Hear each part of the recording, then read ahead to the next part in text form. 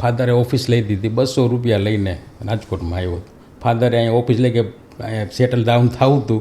એટલે હું 1 બેડરૂમથી માંડીને 4 બેડરૂમ ને ડુપ્લેક્સ અલગ અલગ બિલ્ડરના પ્રોજેક્ટમાં રહી ચૂકેલો. બધાના પ્રોજેક્ટમાં હું મારું રેસિડન્સ એમાં, બરાબર.